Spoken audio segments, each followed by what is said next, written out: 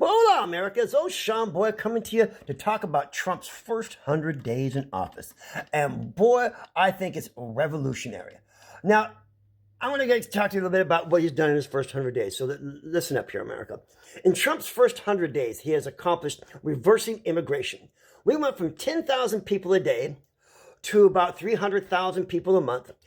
We allowed over 15 million people into this country, which was done on purpose and stuff like that, because they didn't care about these illegal immigrants, but they had an agenda, and that agenda has been stopped, and we're reversing that agenda.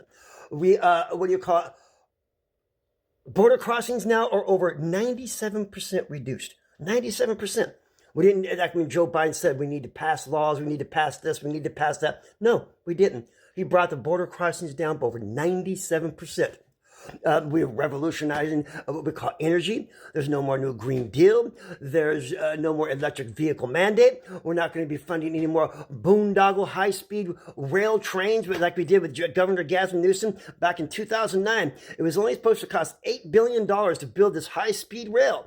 And since then, all these years, all up to 2025, where we are now, they have spent over $190 billion for what? For a 100-footed track. And that's being investigated right now. We are, restoring the Appalachian coal fields to where we can start getting coal out to the to people of the world in the West. We're leasing out new oil fields. We're trying to get the liquid natural gas shipped to Europe because, well, they actually really do need it. And that's something that the American people on both sides should actually get behind. We're continuing fracking. We're producing so much energy right now that the price of oil, like during the Joe Biden administration, went up to $127 a barrel. Trump has actually reduced it now down to $60 a barrel. That means that your cost of living and your electricity will be going down immensely here very soon. We are not draining our strategic, petroleum reserves. So I would have to say that that's pretty damn good, America. We have made a big chunk in the DEI problem. You know that the DEI, he's attacking the DEI, and we're getting rid of it.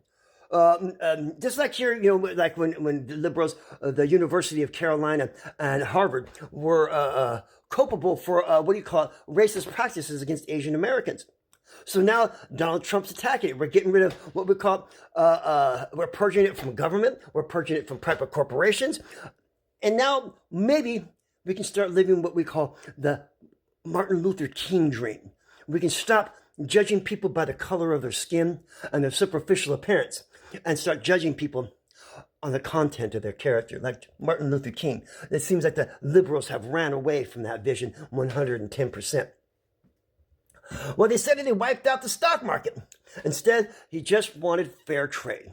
Now, let me tell you, America, right now, this is pretty astounding what he's accomplished right here. We have over 70 countries right now banging on the door right now. As a matter of fact, as I'm speaking with you right now, Japan and Italy have already signed agreements with America.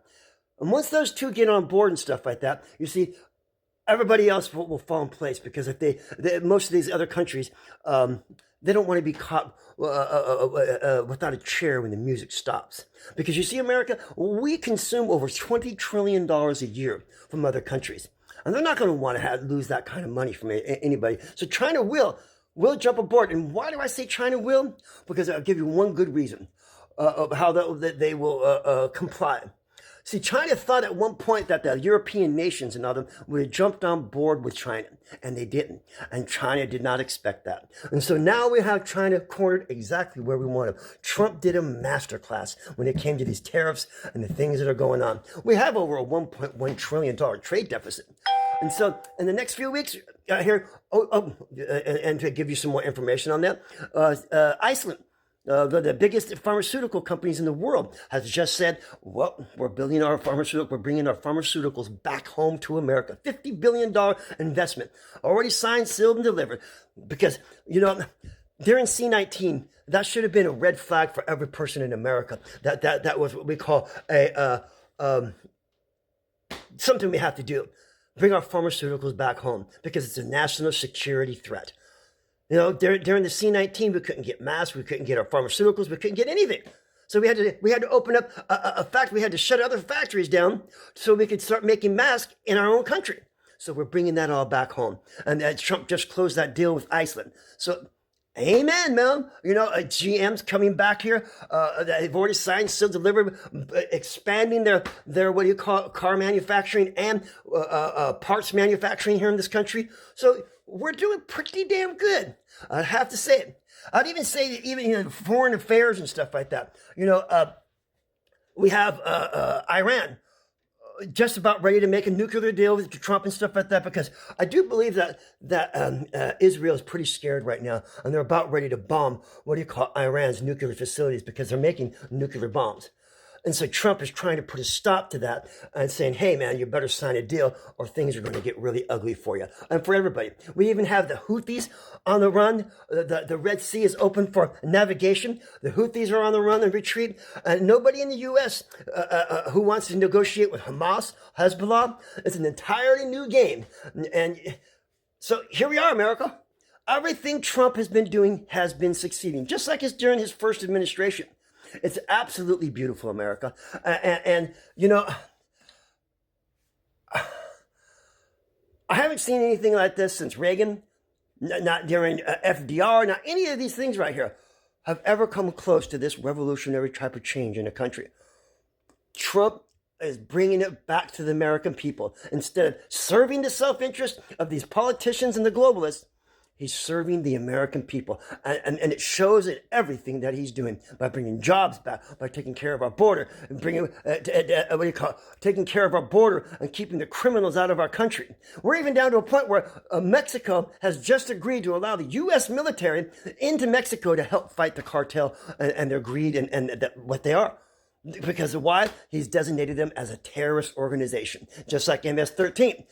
Here, just yesterday in Colorado Springs, they busted a bar with over 137 MS-13 gang members. It was their bar. So we gathered up another 137 MS-13 gang members and getting them the hell out of our country. So amen, America. Trump is doing an absolute revolutionary job. And I'm sure there's a lot more that I'm not talking about that he's actually accomplished. So amen, America. Trump's first 100 days are absolutely revolutionary. Amen.